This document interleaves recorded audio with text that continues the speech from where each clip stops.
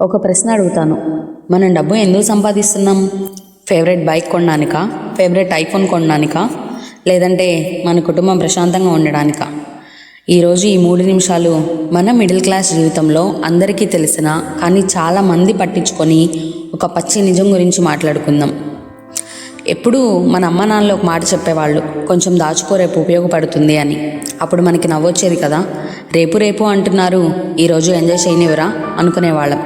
కానీ జీవితంలో ఒక్కరోజు చాలు ఆ మాట విలువేంటో అర్థం చేసుకోవడానికి. మన జీతం మన కలల్ని నెరవేర్చడానికి వస్తుంది, కానీ మన సేవింగ్స్ మన కష్టకాలాన్ని దాటించడానికి ఉంటాయి. ఈ రెండింటి మధ్య తేడా చాలామందికి చాలా ఆలస్యంగా అర్థమవుతుంది. అంతలోపు జరిగే నష్టం జరిగిపోయే ఉంటుంది. ఒక్కసారి ఊహించుకోండి, రాత్రి 12 గంటలకి ఇంట్లో ఎవరికైనా హఠాత్తుగా ఆరోగ్యం బాగోలేదు, హాస్పిటల్కి వెళ్ళాలి.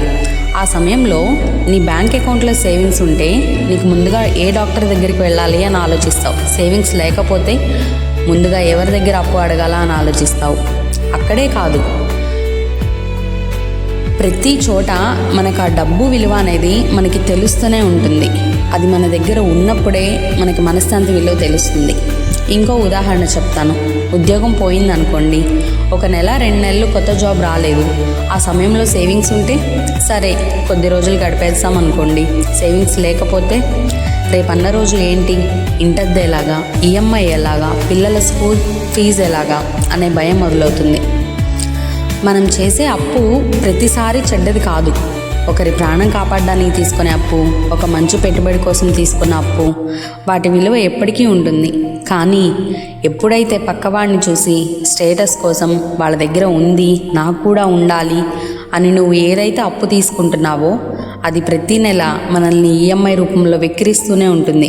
మనకు కొత్త ఫోన్ దొరుకుతుంది, కానీ మనశ్శాంతి ఉండదు.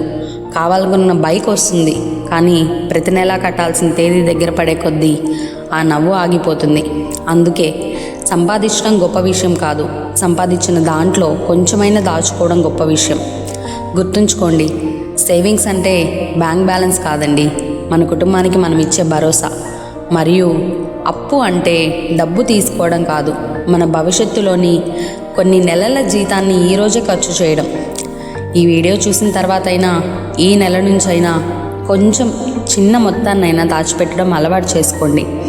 ఎందుకంటే డబ్బు సంపాదించే వాళ్ళు చాలామందే ఉంటారు, కానీ ఆ డబ్బు నిలబెట్టుకునే వాళ్ళే జీవితంలో ప్రశాంతంగా ఉంటారు.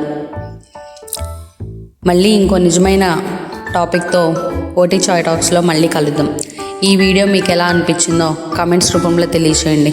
Thank you for listening OT chai talks. చివరిగా ఒక మాట, చికెన్ కర్రీ బాగా టేస్ట్గా రావాలంటే నెమ్మదిగా ఉడకాలి. మన జీవితంలో మనశ్శాంతి ఉండాలంటే నెమ్మదిగా సేవింగ్స్ మొదలవ్వాలి.